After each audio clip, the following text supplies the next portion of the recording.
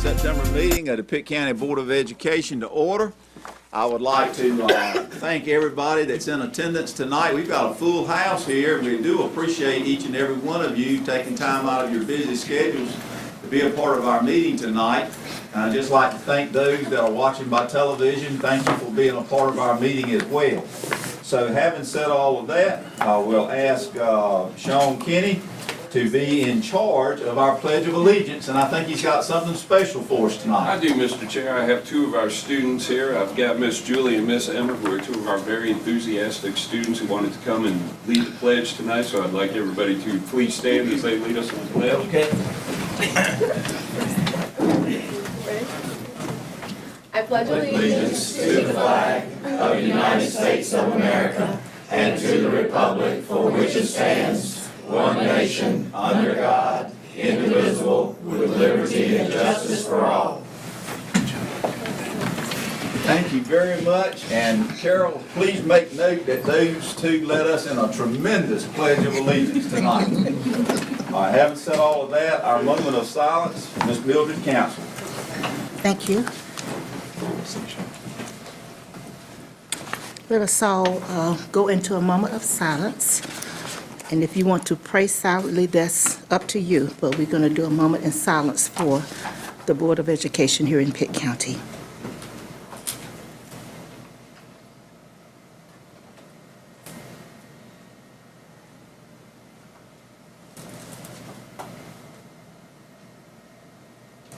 Thank you. Thank you.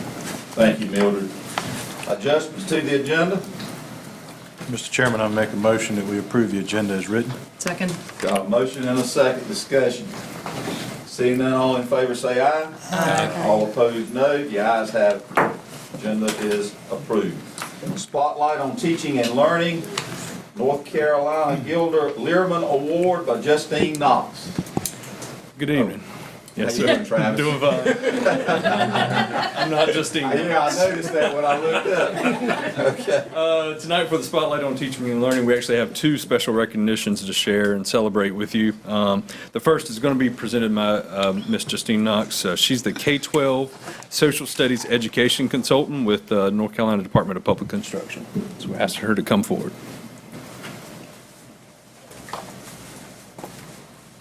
Good afternoon. I'm Justin Knox, and I am with the K-12 Social Studies Department at the Department of Public Instruction, and I'm here to present Jennifer Attardi an award for the Gilder Lehrman Teacher of the Year. So if I could ask Jennifer to come down, and then I want to say a few words about her.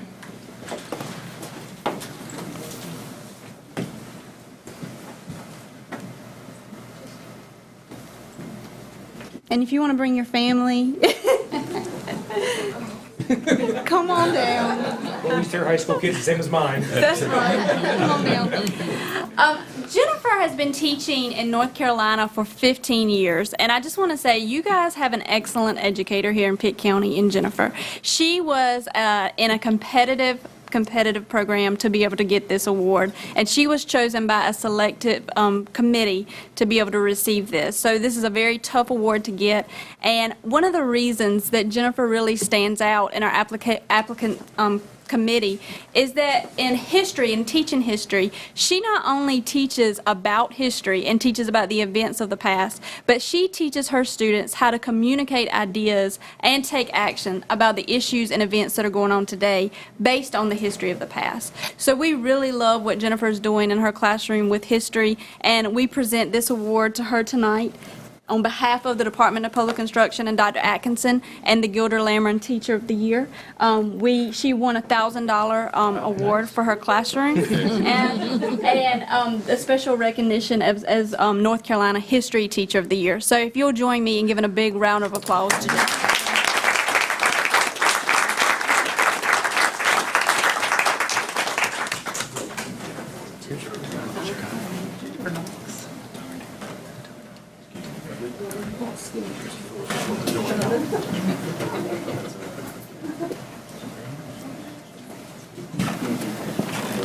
Jennifer, I understand you teach at Chicago too, is that correct? Yes, sir. That's correct, okay. And this is your Thank certificate. All right, on behalf of the Pitt County Board of Education, we proudly recognize Jennifer Attardi for creating excellence in the East, presented on September 19, 2016. And we are so very, very proud of you and your family and of the job that you do for us with Pitt County Schools. And it says something when you have someone to come down from Raleigh to the Department of Public Instruction to make a presentation like that. We're so honored and privileged, and we appreciate that so very, very much. I am privileged to be here with her. Okay, so come on down here and get a picture with us. We love to take pictures at Pitt County Schools for all the wonderful things that we do.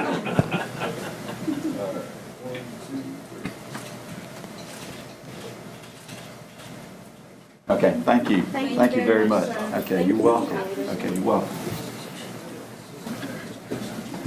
Does she teach us where she goes? Yeah. See Will Sanders back there smiling, so that must be good. You like that, right, Will? Will's back there supporting her. No comment. He's coming out here for the family thing. Okay, all right. He's got my back. Very good.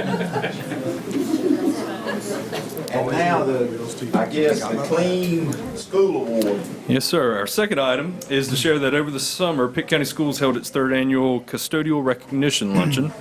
And during the luncheon, which included over 170 custodians from around the district, the Clean School Awards were presented to the top 3 schools and the most improved school. Cleanliness is judged on 5 areas, including common areas, classrooms, restrooms, dining rooms, and custodial storage rooms. An outside third party, Facilico, conducted inspections in the fall and again in the spring to assist with judging. At the luncheon, we were pleased to announce that the third place winner for the Clean School Award was Lake Forest Elementary. The second place winner was Farmville Middle School. The most improved recognition went to Aiken-Grifton High School. And the first place overall Clean School Award winner for the 2015-2016 school year was the custodial staff at Sadie Salter Education Center. And this is their second year in a row as the top performing school site. Present tonight are some of the custodial staff from Sadie Salter with their award, which you can see here behind me, along with their supervisor, Vic Coffenberry. And we want to invite Mr. Coffenberry to come up and speak a little bit about his staff. That's great.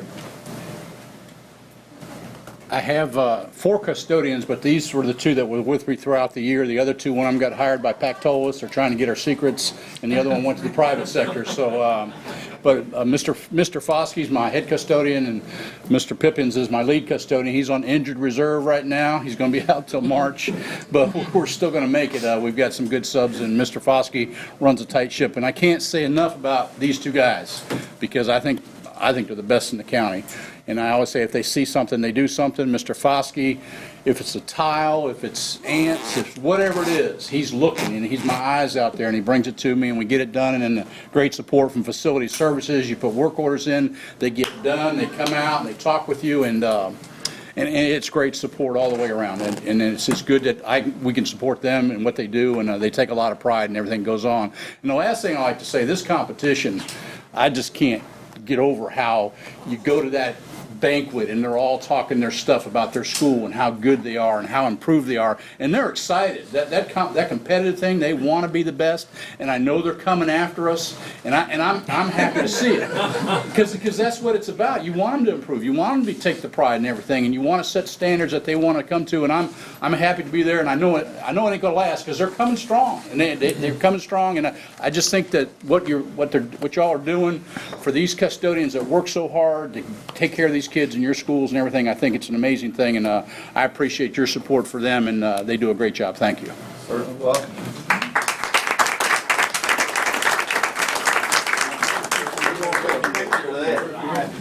You hurt your arm holding the trophy. I didn't add that. I've never seen a trophy that big. I want to get a close look at it. You might have to help hold it. He hurt. I'll hold it in the middle. He hurt. I'm old. Benji would hold the trophy. That's for the trophy. May I say one thing? On behalf of Pitt County Schools, we do appreciate everybody that works for us. But I'm going to tell you something. The custodial staff is very, very special. And I was taught a long time ago, I went through teacher education, and they told me, if you want to do something about a school, there's two people you got to make sure you ask. Number one is the school secretary, and the other one is the school janitorial staff. And we do appreciate, because I know that you know what's going on, and you know what needs to be clean, and you know the areas that need improvement, and we appreciate all your efforts for that. Thank you so very, very much. Oh, okay. That's yours, and that is yours. Let's get one more picture of that. Okay, thank y'all. Thank you very much. I'm gonna leave this here and come and get it later because it's wet. Okay.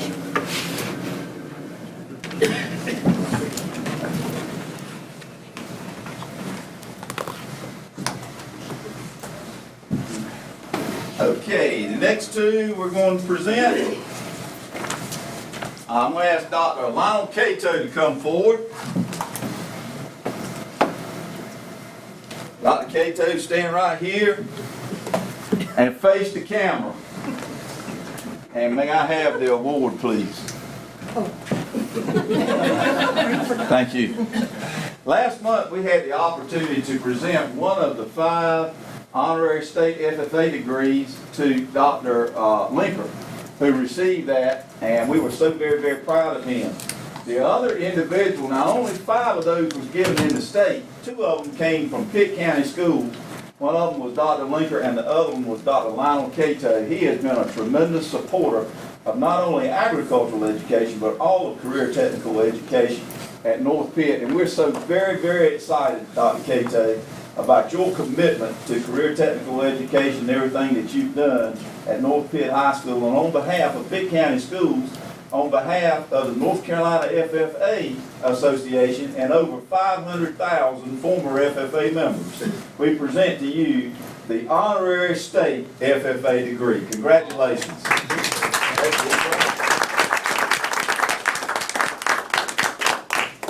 Okay, thank you very, very much. You got something you want to say? Oh, the board, here's the board. It's a great honor. I appreciate all of your support. Thank you. All right, thank you. Better take your chance while you can. And then we got one other one. I feel like I ought to present it at Christmas time because it's the Silver Bells Award. But we're going to present it as we receive it. And it is quite an honor for Pitt County Schools. And let me explain to you a little bit about this award. The Silver Bell Award is given to local boards of education whose all the members of that Board of Education have received credit for in-servicing during a 2-year period of time that the North Carolina General Assembly says that we have to receive that credit in. We're supposed to receive 12 credit hours of instruction over 2 years, and all of our board members have received some of that this year, and that is a tremendous honor because there are a lot of boards of education that cannot say that. We received this award at our district meeting held up at Weldon City Schools a couple of weeks ago, and I was honored to be able to receive it, but at this time there were 3 other members of this Board of Education that attended that August meeting that night, and those 3 I'm going to ask to come forward at this time. Miss Mildred Council, Miss Caroline Daughtry, and our Vice Chairman of the Board of Education, Miss Mary Williams. Mary Blunt. Do what? Mary Blunt Williams. Mary Blunt Williams. Stand right there, Mary, because I'm going to give you I'm going to present to you the award. On behalf of Pitt County Schools and Pitt County Board of Education, and on behalf of all the North Carolina School Board Association across the state of North Carolina, all 115 LEAs in this state, I present to you to present to our board to be hung in a, I know, most appropriate place that we'll all be able to find, the Silver Bell Award for the Pitt County Board of Education. Mary Blunt Williams. Would y'all like to say it, or let's make sure we stand together? You see her. Thank you. That's fine. All right. Thank you.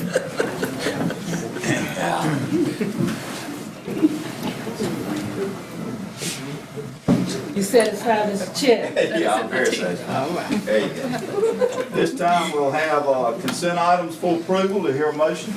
So moved. Do we have any public expression? Oh, I'm sorry. Skip one. Public expression, I don't have any. Okay. That's a first. All right. So we'll go to our consent items for approval. Mr. Chairman, I make a motion that we approve the consent agenda as stated. Got a motion? Second. Got a motion and a second. Discussion. Seeing none, all in favor, let it be known by saying aye. Aye. All opposed, no. No. Ayes have it. Motion passes. Okay, moving on to new business. Pitt Community College Board of Trustees, Dr. Dennis Massey. Let me just speak from here, if that's all right. Thank you so much for inviting myself and representatives of our Board of Trustees who are appointed by you, the Board of Education. And I'm going to allow our board chair, Mr. Charles Long, to make some remarks, and other board members if they so choose. Chair Long.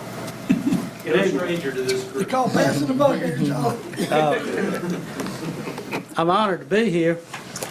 It's an honor to serve as chairperson of this Board of Trustees now for the third year. And I appreciate so much your appointment and reoccurring appointments to the Board of Trustees. It's an honor to serve. May I introduce the other trustees that are here? Dr. Peter Craigle, Dr. Patty Sanders Smith, and we hope to have Don Mills join us. He is at a meeting at this time at the Greenville Utilities Commission, which he serves on that particular board. I feel like I've spent a lifetime up here in this room, Dr. Lincoln. So it's You still look good, so there you go. well, thank you. He ain't changed a bit. I mean, I can remember- Fortunately, I will be 70 years old in just a few days, and had a long career in public education and a great opportunity to work in the Pitt County schools, and still embrace that opportunity.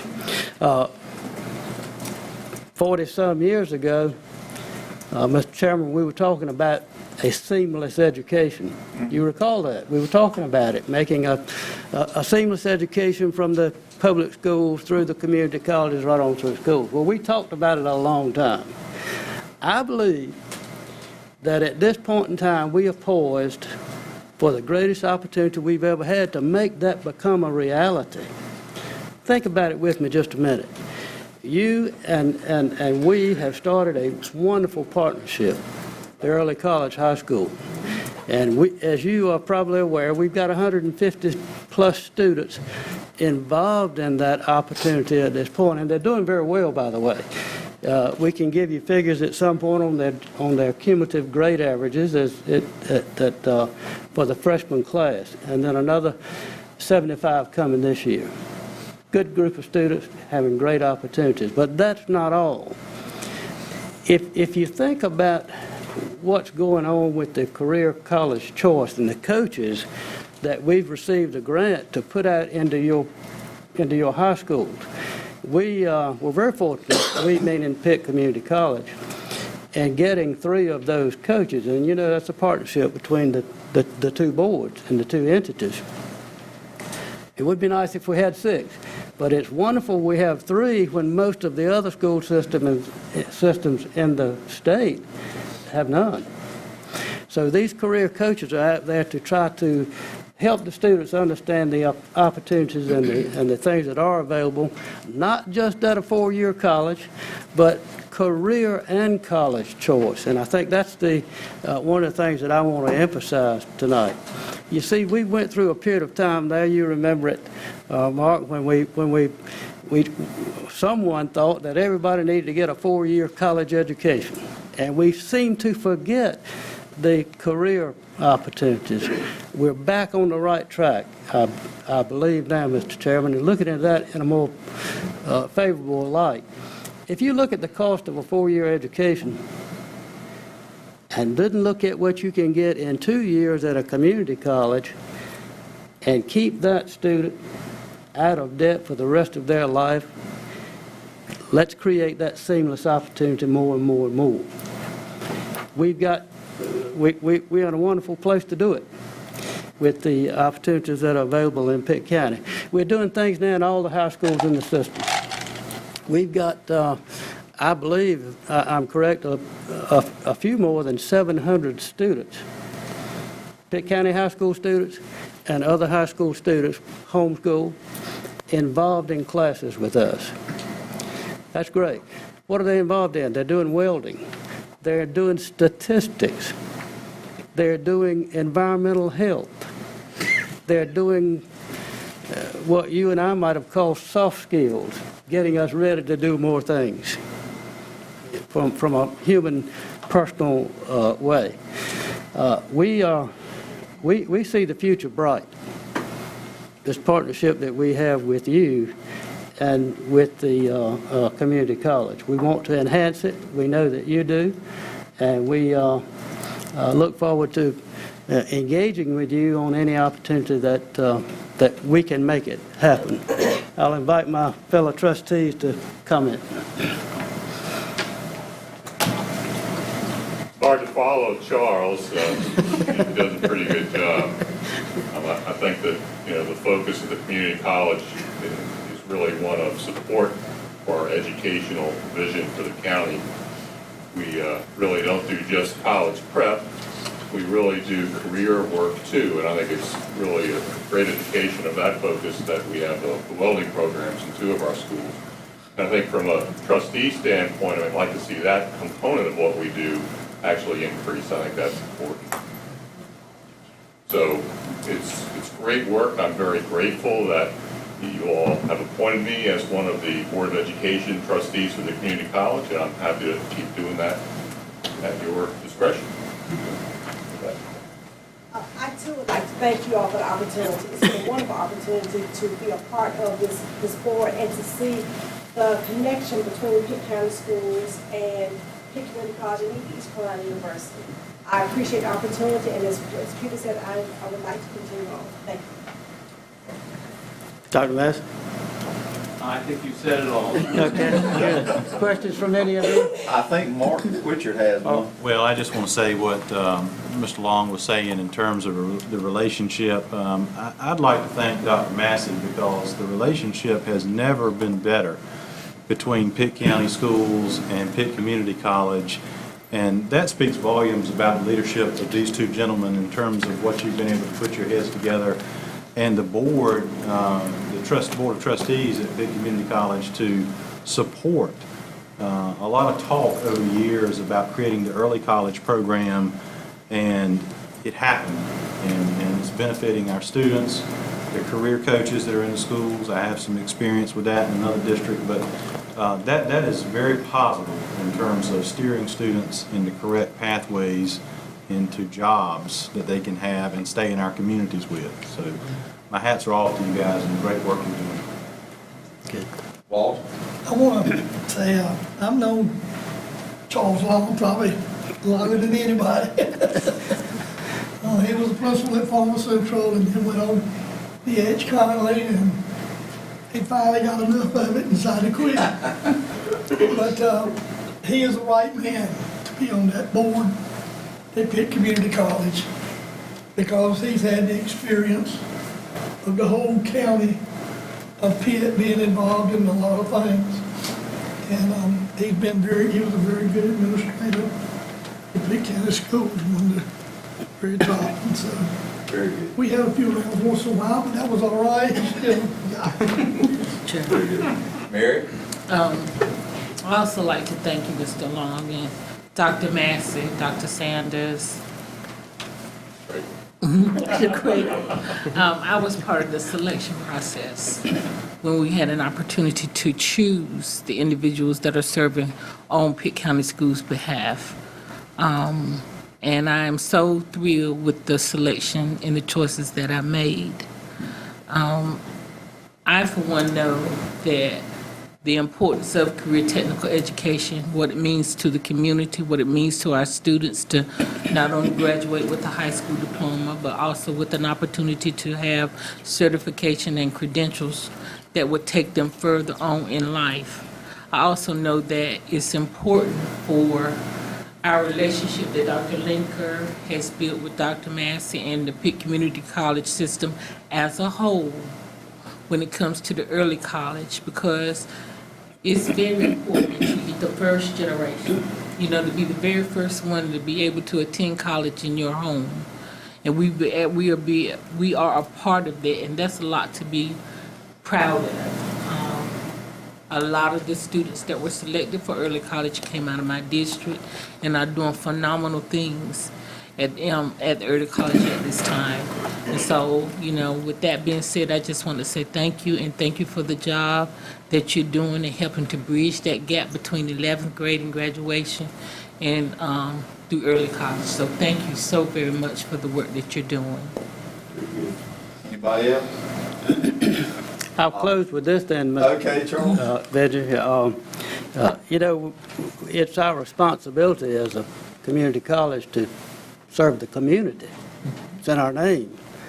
And many of you are aware, all of you are probably aware, that we've started a Farmville Center where we're trying to educate some of our high school students. That Dr. Linker and I talked when we had the grand opening there about how we could get some students to come from the school down to the center to make it work and be beneficial for all of us. And we worked that out, by the way. It was really paying off. What I want to say is we want to take it to other parts of this community. It'll take time. It will take more time than any of us want to take. But we want to bring that kind of service to other parts of Pitt County. Let us know when we can help you, and I hope we will let you know when you can help us. Thank you very much. Thank you very much. Let's get him around. I don't think there's nothing else that can be said. Everything has been said by our board and you. The only thing left is, Peter, if you don't have a choir or a quartet, you need to find one. A great bass singer somewhere. You've got the voice for it. Okay, moving on along, our EPS HR committee report. Mark? We had a good meeting this afternoon. Ms. Olmstead had really good representation from East Carolina in terms of some thoughtful programming that will be on the way, and at this time I'll turn it over to Ms. Olmstead. Good evening, board members, superintendent. I'd like to first ask Dr. Mark Lesperance and Dr. Art Rouse to come forward. They went into detail about some law that's been passed dealing with the higher education institutions, and so they're just going to give us a brief update for this particular meeting. Thank you so much. Mark gives an update. I'm going to be here for moral support. Okay. I spent a lot of time in this room, too. Not 70 years like Charles, but a long time. You ain't gonna get out there. And if you can't understand me, he's my translator. I was going to count on Sean to do that. I'm going to provide about a 2-minute update. And just, we had a great, 45 minutes with the committee, and this is in relation to UNC Teacher and Principal Preparation Program Lab School. This is a law that was passed by the General Assembly in July, and I'd like to provide just 3 to 5 bullet points of the overall purpose and mission of the bill. The Board of Governors shall select 8 constituent institutions to establish 8 laboratory schools with quality educator preparation programs as demonstrated by the annual performance measures reported by the constituent institutions in accordance with the law. The board shall include a geographically diverse distribution of the lab schools throughout the state and a maximum of 1 lab school located in a qualifying local school administrative unit. In 90 days prior to the implementation, the Board of Governors shall submit the plan for that implementation. So the mission of the lab school in particular is to improve student performance in local school administrative units with low-performance schools by providing an enhanced education program for students residing in those units. And number 2, to provide exposure and training for teachers and principals to successfully address challenges. Just in a nutshell, over the course of the next several months, East Carolina University has the potential to open up a lab school as one of the first 4 institutions across the state, and we're looking forward to a potential partnership with Pitt County Schools regarding that. Okay, thank you. Question? Yes, sir. I said Art's not gonna get out this easy. Mr. Rouse there is a product of Pitt County Schools. I know he don't want to tell me this, but my mother and his daddy were brothers and sisters. So we're actually kin. Walter got all the love.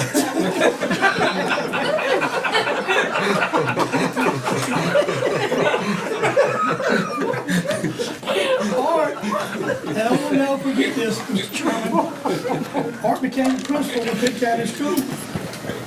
And so I was on the board, so I had to go check him out. And it was at North Pitt. Now, he's a lot like Ike Baldry, Mark.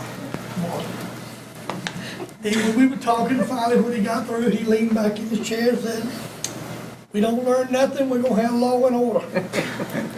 And he did. And in case some of you do not know, he was the first principal at South Central High School. And East Carolina University gave him a whole lot of money and took him away from us. But he is a good administrator, and I'm pretty sure that his heart is in Pitt County Schools. Shannon, don't sit by there and grin. Thank you very much. Appreciate everything you guys do for us and all of the potential future partnering that we have going, that we could have going on too. We appreciate that. Yes, sir. Thank you. Okay. All right. Our Finance Operations Committee report, of course, Forbes is in charge of that. Okay. You're not through? I'm sorry. Go ahead, Cheryl. We need to finish the update. I just want to ask Ron Butler to come in and do an update on his presentation. Okay. And then we'll be finished. Okay. I'll be brief. My purpose here is just to start a conversation on something we'll have to decide later in the year. And the conversation involves middle school athletics. August 4th of this year, the State Board of Education changed a policy that now they do allow a sixth grader to participate in middle school athletics with the exception of football. But they also allow a local LEA to opt out of letting sixth graders participate. Now, we had a long conversation. Mr. Twitcher and myself, we've had this conversation that this policy was mainly designed toward charter schools and smaller districts. You know, our middle school athletics are thriving. But it is a decision that obviously people are very passionate. It's like most things in athletics, there's a lot of passion around it. But at some point, we're going to need to make a decision starting next year if we choose to allow sixth graders to participate in athletics other than football. Okay. Questions? I want to comment in because I know he's not going to be here at the end of this board meeting. But to all of y'all that did not go to the Winterville dedication for the scoreboard, he did an excellent job. You missed out on an excellent job that this man did as far as putting it on, scoreboard was ready, everything was great. Because I know he ain't gonna hang around when he ain't got there, but I want to comment on what he did at Winterville, which made this Board of Education look really good. Thank you. Thank you very much. He couldn't have Sean. walked, but you did. Mr. Butler, when do we need to make a decision by about sixth graders, would you say? Would like to have it by January, February. You know, most physical examinations are done in May. Okay.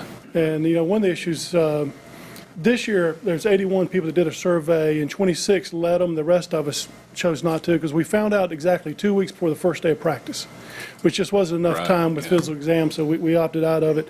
But just as long as we have it, you know, in the February timeframe, everybody can know, everybody can plan to have their, get their physical examination done and be ready for the next year. Mr. Chair, I'd like to go ahead and say right now, I'd like to see that on for the next board meeting agenda then, that discussion for us to have as a board. Okay. All right. Make note of that, Carol. Mark? Mr. Chairman, I'm not sure what side you'd be on with that, Mr. Kenny, but there's a lot that goes into that. And there's a lot of school systems across the state that have come to different places with that. And a lot of it has to do with size of the school district in terms of students. Some psychological components, some physiological components in terms of readiness for students, but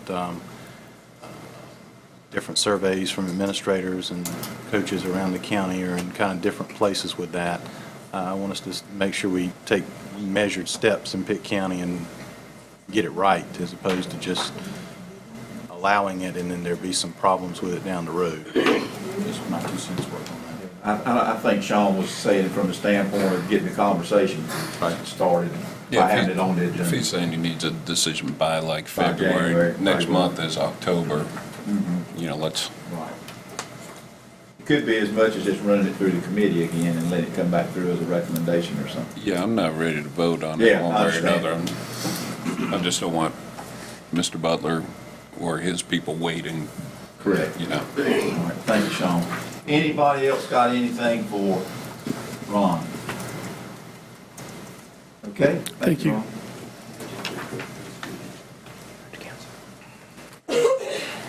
Dr. Council, did you have anything? Yes. Yes, okay. We just have a couple of points from Human Resources. Good evening, everyone. Just wanted to share with you September updates for Human Resources. In front of you, you have a 2-pager, but just wanted to share that since the beginning of the school year, we have started off really smooth throughout the summer. We have hired approximately 242 new certified teachers. And among those teachers, we have 38 that are lateral entry, 8 that are TFA, Teach for America, and 4 that are visiting VIF, visiting international faculty. Also, the next bullet point, we actually broke down our recruiting efforts where we have gone to job fairs to certain universities and colleges over last spring. And out of 14 universities that we visited, we recruited approximately 138 graduates. And we do have the breakdown there for you. Of course, East Carolina being one of our 2 places that we recruited from. And the last bullet point, the additional information is that up to 2 new hires were hired through our traditional application process from the following universities or colleges, and it's a total of 90 universities and colleges that's on the second page. And if you take a close look, you might find your alma mater. Any questions about this report? I'm full of questions tonight. These universities I'm looking at, 113 from East Carolina University and 1 and 2 from the other ones, they weren't interested or? All different reasons that they may not have joined us. Now, you gave a job fair at these other universities, right? They had a job fair and we attended the job fair. Did you attend? I attended some, the principals attended some, as well as Glenn Buck attended some. I was just wondering why we just not getting many out of other universities for some reason. If you'll notice, if you were to go to Guilford County, for example, and look at their pool at a Guilford County Board of Education meeting, for example, UNC Greensboro supplies the abundance of teachers in Guilford County, Winston-Salem, Forsyth. It's the same situation, but just reversed. They may get a trickle from East Carolina. If you went to New Hanover County, you'd see the same thing. Regional schools serve regional districts and areas like East Carolina does in our area. Thank you. I just think we're a good school system, and I was hoping other colleges would be really interested in coming to East Carolina. Yeah, just need that cheddar walk. Anybody else got a comment, a question for Dr. Council? If not, Dr. Council, I think you conclude the EPS HR committee report. Yes, I think so. I've been trying to conclude that one for a while now. We'll move on to Finance Operations Committee. Let me just say before Deborah comes up that Worth Forbes, of course, is chairman of that committee. Worth had surgery today. It's nothing major, but he could not be here tonight, and he wanted to let the board know that. He apologized for that. So we'll turn it over now to Deborah Back.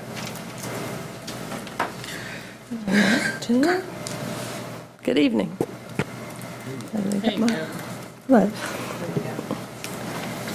Okay, Finance and Operations Committee met on August 22nd, and what we have for finance to bring to the committee to the board tonight is a proposed supplement increase. For the 2016-17 fiscal year, the county appropriation is $1,873,340, an increase of approximately $1.6 million over the allocation that we had last year. The Commissioners funded approximately $400,000 above our fixed cost request to support our effort to recruit and retain quality teachers. So tonight we are requesting to use this funding to increase teacher supplements as follows. So if you look on the screen, you'll see right now, beginning teachers start at 2%, and we'd like to request that that supplement increase to 3%. Our other teaching staff is currently at 5%, and we're requesting that that would go to 5.25%. And you can see there the cost of what those increases would be. And since our principal and assistant principal supplements are also based on our teacher supplement, in turn, those would increase for the 0.25%. So if you look at the schedule across the bottom, our hope would be that if funding is available over the next 4 years, we would be able to move beginning teachers at 1% per year and the other teachers at 0.25% per year, so that by 2019-20, all the teaching staff would be at a 6% supplement. Mr. Chair, Sean? I move that we approve this proposed supplement increase for 2016-2017, and then I'd have a comment. Okay. I've got a motion by Sean Kenny and a second by Mark Richard to approve the supplement increase. Discussion, Sean. Thank you, Mr. Chair. I honestly believe in my heart there's not one board member here that just, to all our teachers out there, we wish this could be more. And I believe we have a very dedicated finance department, county commissioners, community that are dedicated to making this more. So while I vote to approve this, I know we've had plenty of discussions, and the discussions always come down to, and believe me when I say this from the bottom of my heart, we all wish this could be more. And if we can wave a magic wand and make it more today, I can't think of anyone on this board who wouldn't, because it's well-earned, well-deserved. We're glad that we can do this. We always would like it to be more. Thank you, Mr. Chair. Thank you, Sean. Further discussion? Okay, Caroline? I'd just also like to say thank you to our county commissioners who did give us the $400,000 in additional funds this year to make this possible. This is new for Pitt County Schools. Yes. They were able to do that for a long time, and I believe they worked hard and really appreciate their support of our teachers. Absolutely. Good thought. Anybody else before we vote? Ready to vote? Oh, Mildred? I'd just like to ditto all that's been said. Thank you. Anybody else? Seeing none, we'll now proceed to vote. All in favor of the motion, let it be known by raising your right hand. Thank you. All opposed by the same sign. The motion passes unanimously. Consideration of Grifton Gym funding proposal. Matt Johnson. Good evening. On August 22nd, the Finance and Operations Committee did meet. They came upon a recommendation to bring before the full board on how to fund the repairs of the Grifton Gym project.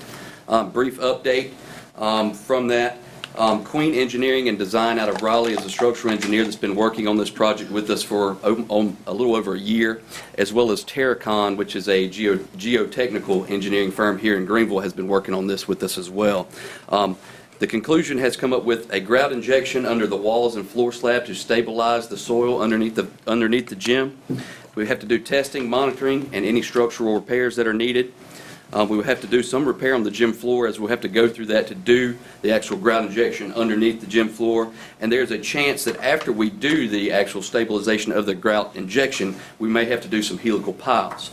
The total estimated cost for this project is around $500,000. I have put it up on the screen to see what each one of those costs: $225,000, $175,000, $20,000, and $80,000. There's a chance we may not have to do helical piles, but I would not rule that out just yet. Once we go in and do this grout injection, if the board approves it this tonight and we move forward, we will have to actually go back and start looking at this gym again. Bring back our engineers, start setting up our equipment, monitoring for movement, making sure the stabilization with the grout injection has done the job and made sure that the foundation is complete under there. We also have to take more borings under there, get our soil compression, make sure it is stable and it's not going anywhere any longer. So this is a long process. It won't be a 2-week process and we're done. The gym is complete. This is a months of work to get this thing back up to par. The recommendation from the committee on how to fund this, we did come across $200,000 of carryover funding from our regular capital outlay that was not used in the 15-16 school year. So we do have $200,000 from last year that carries over to this year. We also have an additional $250,000 that was allocated to us by our county commissioners, designated as a special projects. That $250,000 goes into the 16-17 school year, capital expenditures categories 1, 2, and 3. To get to the $500,000, we will have to go into fund balance to come up with the extra $50,000 if we have to get to that part. Again, this is our estimates where we think we will be, and this is the recommendation from the Finance and Operations Committee on how to fund this project. Mr. Chairman. Let him go first. Mark, just to be clear, the estimates that were originally shown in terms of replacing the building and the structure were how much? The estimate right now to replace the existing gym, put it back what's there, approximately 7,000 square feet, is $2,080,000. Right. I just wanted that to be on record because there's been some discussion about just simply replacing that, and folks think that you're putting $500,000 into it, why not just replace it? But we're talking about 5 times the amount of the cost. So. One of the things you have to look at when you go to the replacement cost is you still have unsuitable soil there. Right. So a lot of our upfront cost here to stabilize the soil that's underneath our current gym would have to be done. That adds to the cost of a new gym getting up over $2 million mark. Okay. Walter? Okay. Dr. Laker, when do we have to have our budget to the county commissioners? We give it to them What in May. month? May. May. Okay. Man, how long is it going to take to do this project? It's really undetermined on the length, because if we go with this and do the grout injection, we still got to go back and do our study. So I don't know if our engineers are going to take 6 months. Years? I don't know if they're going to take 6 months, 3 months. It's all going to depend on the data that we're receiving once we do this grout injection. And then we'll know if we have to go do helical piles or not underneath the building. So the determination there is really going to depend on the length of time it takes for our engineers to feel comfortable that we have stabilized the soil underneath the building. When you plan on starting this? Well, we have asked the engineers to put together a request for pricing so that if the board does decide to go with this, we can actually get this out on the street and start it. We're hoping to maybe get it out on the street by the end of October. We've already started working on the packet to be able to get it out to contractors. You're talking about starting November? We'll have bids in hand probably November that we can start looking at, bring back to the board and tell you who our contractor could potentially be. Mr. Chairman, and I'm looking at I'm looking at replacing the gym. I think I've said that to you and I've said it before. We're talking November, December, we're talking 7 months. Now, if they start all of this in 7 months, they won't be completed with any of it, hardly will be. Besides maybe putting the ground under there a little bit. Well, if we can get the go-ahead, I would hope we could have it ready by next school year. Again, there's a lot of ifs going on there, and we've got to do a lot of additional studies, a lot of additional data collection after this before we can say definite a date. Mr. Chairman, I spoke to 3 or 4 of the county commissioners about the gym. One of them says, put it in the budget. Now, my philosophy is that if you don't ask, how you know where you're going to get it or not? So I have asked Stan, but it will be up to the budget committee to put it in the budget for a new gym replacement. Putting the grout under it, you would have to do that just about anyway, right? Yes, sir. And then you'd probably be into the winter months. You ain't gonna be doing a whole lot because of the weather conditions and what takes place. It depends on the year. I mean, last winter we could have done construction all year long without any holdups. I mean, we had a pretty mild winter, so. In a timeline thing is what I'm thinking about. By the time we get to, maybe we can put it in the budget and ask the commissioners for a new gym before we get too far along. And if they approve it, then Well, I think right now, Walter, we can move forward with what we've got. that's what, I'm not saying that. But if you're talking a timeline, and like he says, you gotta have the full budget to them by May. And that way that'll give us some time as we move along, we can sort of play the ins and outs of it. It gets into April, late April, we haven't done a whole lot. I'd say put it in the budget. I won't be on this board, but I would like for it to be put on the budget to, possibly replace the gym. Not only for that factor, but also for a safety factor. We have no idea of what's up top of that gym has been twisted, come loose, or whatever. And $2.8 million, it would be nothing if some of that thing was to fall and somebody would get hurt, somebody get killed. The lawyers be lined up from here to Raleigh. And $2.8 million ain't gonna cover none of it. Okay, thank you, Walter. Billy and then Mark.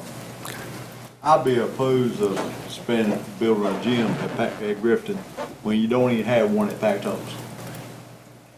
I mean, we need to think about the whole county, not just Grifton. Okay, wait, we just, Mark and then Mary. Mr. Chairman, I make a motion that we approve the estimated cost repair as presented from facilities. It's gone through the facility committee. That we approve it as stated at $500,000. Okay, I got a motion and a second. I got that. Did you get the second? It was, I heard Walter make the second, there was another second, I think Caroline did. Okay, we got a motion and a second to approve the repairs. Discussion, Mary. I don't like that, Walter. I'm just saying, I don't like that, for you have put that, made a suggestion that you put it on the budget because that's not a priority. I have to agree with Billy. There are other projects. This right here was a safety initiative for this school. Correct. It didn't have anything to do with, let me finish, you talk, with the building of a new school because see, Pactolus not only does it not have a gym, but we need to have the one that we do have expanded. Plus, we need a cafeteria line at Pactolus that I've been fighting for years and has not come to fruition. So safety and everything like that is the only reason for this priority, not the building of a new gym at 2.8 million or 7.5 million as Matt gave. So, we're gonna have to discuss some things, and I may not be on the board the next time, but those that's in the list of projects that need to be done should take precedent. Okay, thank you, Mary. Further discussion, Sean? Yeah, thank you, Mr. Chair. I would be on board with what Ms. Williams and Mr. Peden have said. We also have, for example, we have a longitudinal facility plan that's, been in effect for years, and it's a very good one. But on there has been included for years a gym at Elmhurst Elementary. That's right. And the community there, the past 3 years, everybody gets together and runs a 5K to raise money for it, and it's been, little by little, and that's about to come to fruition. And it's a multi-purpose room at the cost of about $600,000, if I remember correctly, maybe a little bit more, but it's not 2.8. Correct. So, I would I respect what you're saying, Mr. Walter, very much. And, I would love to build a new gym at all schools if we could. But I think there's a feasibility here issue. And so I'm very pleased with the work that Mr. Johnson's done with this right here to ensure everybody's safety at Grifton and get that building back in useful form as soon as possible. Okay, thank you, Sean. Further discussion, Paul? I still say you got to ask. Well, who did you talk to? If you don't ask, you ain't gonna get it. I understand. And I'm gonna ask. Are we ready to vote? Okay. Seeing no further discussion, we'll proceed to vote. All in favor of the motion to approve the repair, let it be known by raising your right hand. Thank you. All opposed by the same sign. Motion passed unanimously. All right. First reading of amendments to policy 9020 and policy 9130. Cynthia. Mr. Chairman, this summer, the General Assembly passed a new law that we needed to put into policy, a procedure for how we handle change orders to construction contracts. And this is as a project's going on after the contract's already been signed, if there are changes necessary in the cost or the scope of the project, how we handle that. So we have added language to those two policies to set out the board's procedure for dealing with change orders to construction contracts, and this is for your information tonight. And then we'll try to have it at the next board meeting for final approval. Okay. Mr. Chairman, I would recommend that we waive the reading of the first reading for this and approve it. We have to suspend our... Yeah, that's really what you're doing is asking for two motions on that. First thing is you've got to... Suspend the first reading. Suspend the policy with two-thirds vote. Yep. Then we'd have to, if that passed, then we'd have to approve the reading. We have quite a bit of construction projects going on in the district, and I think that would be beneficial to Matt's team in getting those in place. So are you requesting to suspend the policy? As indicated, yes, sir. Okay, so I got a motion. Is there a second? Second. I got a motion and a second. Now, the motion to suspend is debatable. It's not amendable unless you suspend it to a proper time, but you're not.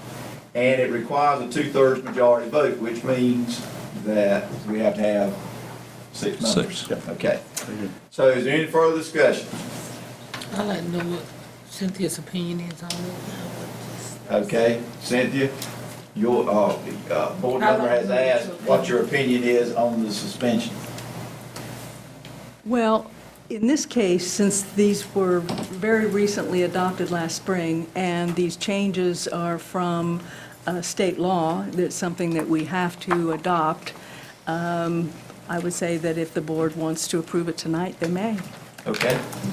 Mr. Chairman, I would say basically the changes in this dealt primarily with the Iran divestment change, did it not?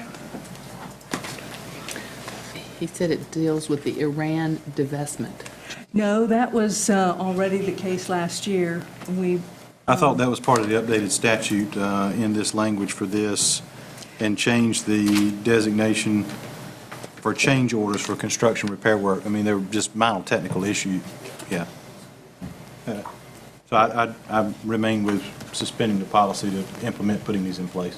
Okay, got a motion to suspend, got a second. And any further discussion? Seeing none, all in favor of suspending the policy requirement, let me know by raising your right hand. 1, 2, 3, 4, 5, 6, 7, 8. Thank you. Mr. Chairman. Nobody opposed. It passed unanimously. Now we got a motion. Mr. Chairman, I make a motion that we approve policy 9020 and 9130 as stated. Second. Okay, got a motion and a second to approve the policy 9020 and 9130. It's actually 90/30 and 91/20. Okay. Is that a typo on there? 120 and 9120 and 9030, I'm sorry. 9120 and 9030. Discussion. Seeing none, all in favor, let me know by saying aye. Aye. All opposed, no. Ayes have it, motion passes. All right. Closing comments at this time. Dr. Lincoln. Just quickly, I've had the privilege of getting to every school so far this school year. Seen a lot of great stuff, a lot of energetic teachers. Appreciate your support for their supplements. From day one, in every school I was at, the teachers were hitting it and going after it and getting the instructional processes in place. I was just really impressed with what I've seen and the way the principals and everybody have worked together to put it all there. And also glad to see we got somebody from Virginia Tech hired here in the school system. So, thank you, Mr. Chair. All right, very good. Thank you, Dr. Lincoln. Comments by board members. We'll start with Mary. Just like to welcome everyone back. We had an awesome start thus far. I want parents to be aware of changes of laws and everything regarding your children. And their rights to a good public education. I also like to thank Mayor Glorstein Brown down in Bethel for doing the Bethel Harvest Festival this past weekend and the parade for the community there. It was an awesome experience. And I'd like to send out my condolences to the young lady that we lost and her family down at South Central, the early part of the school year. But I want to also to remind everyone that we give, I give special thanks to our custodians and our bus drivers for the work that they do, because it was a relief to hear that we had a few bumps in the road with transportation, but that's the most important time of the day, when we put our children on the school bus and take them off, the most dangerous time. And our bus drivers have been doing an excellent job thus far. And just hope everybody just have a successful school year, and we just look forward to serving this weekend. Okay, thank you, Mary. Walter?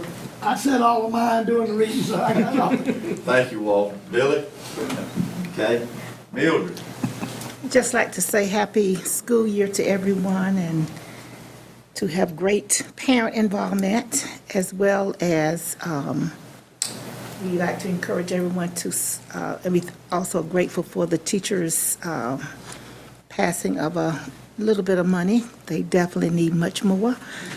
And also would like to remind everybody that election is coming up before we meet again, and if you don't like what's been going on, this is your time to make a difference. Your vote does count, and everyone needs to be engaged from the top, from the presidential all the way down to the Board of Education. We need to vote for the people that's going to serve the community the best that they can and stop a lot of foolishness that's been going on. And with the gas problem that we have, I hope we'll be able to operate our school buses so we have enough gas in reserve. Is that right, Mr. Superintendent? We're covered for the week, ma'am. Covered for the week. Mr. Johnson and I had that conversation yesterday. Okay, because I really think that all what is happening is just another distraction, so don't get caught up into it. And this is why, if you believe in prayer at all, you pray, silently or verbally, because there's a lot of nonsense going on. So don't get caught off guard, but work for those people that is going to help our families at every level, from the educational to health to everything that involves us. Thank you. Thank you, Mildred. Caroline? Yes, I am really happy to note that we did have slightly improved graduation rate this year and overall grade level proficiency this year. We need to keep those trends going in that direction, and I'm confident that Dr. Linker and the leadership of Pitt County Schools is doing everything that they can to make that continue to happen. Congratulations to the 10 schools who exceeded growth and the 16 schools who met growth. And I know that they are reaching out and working with other schools to help them accomplish the same things this year. A huge thank you to all of the churches and other faith-based groups and businesses and TV stations and sororities and individuals and community service individuals. You could not turn around before school started without hearing about backpacks, school supplies, school uniforms, haircuts, new shoes for our students. It is incredible the amount of community support from a wide variety of organizations and individuals in Pitt County that step up to help our students. To our parents who step up to help their school's teachers, to help them get supplies of Kleenex and wipes and things that make it easier for them to keep that that classroom moving along. It is an incredible thing to see that happening at the beginning of the year, and we really appreciate them doing that as well. I have had a chance to visit a few schools, just a few highlights. When at Falkland, they're doing grab-and-go breakfast, which basically creates 20 to 30 minutes more every morning of instructional time that they're devoting to reading. EBA was out there last week. They already had students competing with their robots, which are robots that they made themselves in the hallway. Elmhurst met the new Spanish teacher. Working there is off to a great start. Ridgewood Curriculum Night blew it out of the water. They had hundreds and hundreds of students there. And lastly, congratulations to Heather Landreth at W.H. Robinson, one of 4 finalists for the Presidential Award in Excellence in Mathematics Teaching. Okay, thank you, Caroline. Sean? I'd like to thank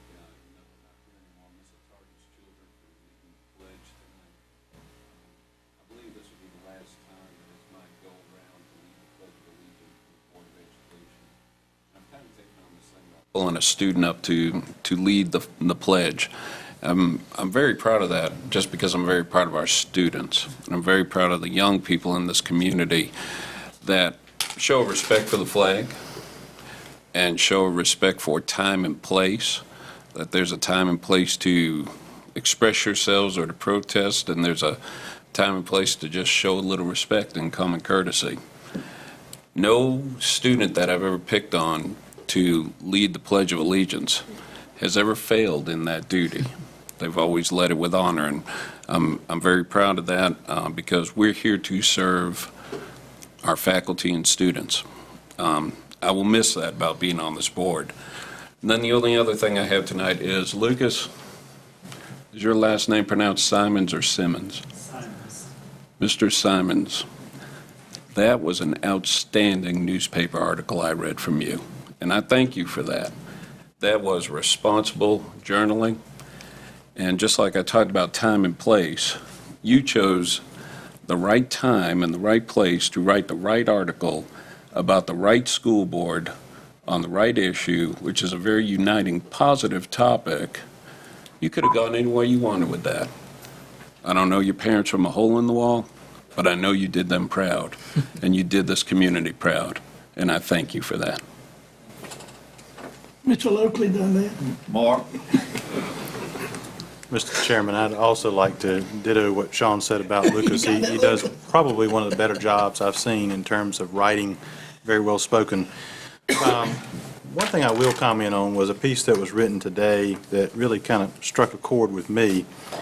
I read with interest a September 19th Bless Your Heart piece written by an anonymous author. What I find most interesting was the author's confusion and misunderstanding, perhaps deliberate. The anonymous writer indicates that I failed to attend a Farmville Central High School graduation back in 2015. This is accurate. What the author fails to mention, and I've stated publicly, is that I missed this graduation due to a personal and tragic event that occurred just hours before.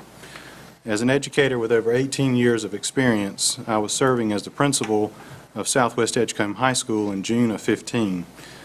Hours prior to the Farmville Central High School graduation, I learned that one of our seniors was killed in a tragic car accident by an 18-wheel transport vehicle. This was a horrible and tragic event that deeply saddened our community.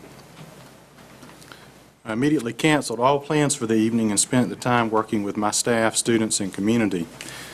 To know my heart is to know how deeply I care about students, parents, and people in general.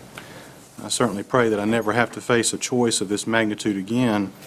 However, please know that should an unfortunate incident occur again, the choice will be clear: to stand with those who are grieving in their time of need. And I would sum that up to say that politics has no place in issues such as this. Okay. Thank you. Thank you, Mark. And just a couple of comments in closing. First of all, it has been a distinct honor so far this year to serve as the chairman of this board. One of the things that come with that is the opportunity to represent this board at various and sundry events.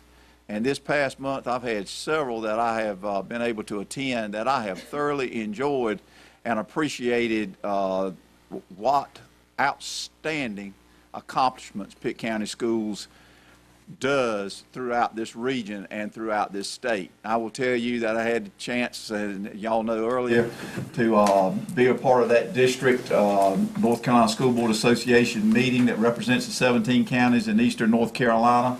And I'm telling you, we are champions beyond belief when it comes to the northeastern part of this state. I'm very proud of what we do. I appreciate our other board members who represent us very well, excellently at these events. The other thing that I have had the opportunity to do, and many of you board members have too, is our various and sundry communities and the community events that they have. For example, the Mayor's Breakfast in Ayden, and to see all of our principals, Dr. Linker, at that Mayor's Breakfast to bring the schools in and the community in is such a heartfelt relief to know that we are striving really to blend in and to connect and have networking with our communities, and I do appreciate those efforts.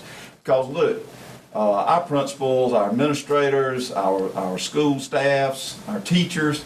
I mean, they've got so much on them, but also to understand and to realize that that's an important value too, and be a part of the community is tremendous. I had a chance to be with Walter and Mary over at the Bethel Fall Festival the other day, and the ROTC program at North Pitt that was there really helped encourage and promote that event, Mary. So I was very proud to see that our schools are tremendously involved in that, and hope that we will continue to do that. And then, this is my time, Walter. And then one other thing I would like to say, and that is this: there's a lot of people in our audience tonight that we could recognize, but there is one person that I think we would be remiss if we did not recognize, and that is Mr. Ernie Hoke, who was recently named as Assistant Principal of the Year, represents Northwest Elementary.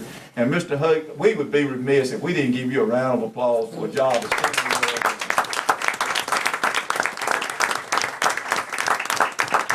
Having said all of that, we are at the conclusion of our agenda. Do I hear a motion to adjourn? So moved. Got a motion, is there a second? Second. Got a motion and a second. It's not debatable or amendable. All in favor of the motion to adjourn, let me know by saying aye. All opposed, no. Ayes have it, motion passed.